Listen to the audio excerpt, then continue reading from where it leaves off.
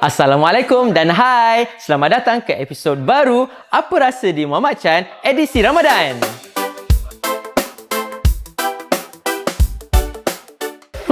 Hari ini nak berbuka apa Hari ini kita akan berbuka sweet potato filling Chinese pancake. Kalau korang order ni, boleh dapat 10 keping Chinese pancake. Bolehlah kongsi dengan korang punya keluarga, kawan-kawan, office mate, kongsi dengan semua orang lah. Okey, jom kita try satu. Bismillahirrahmanirrahim. Gigitan pertama, terus rasa keranggupan dia. Rasa dia macam kuih bom. Cuma inti dia digantikan dengan keledek.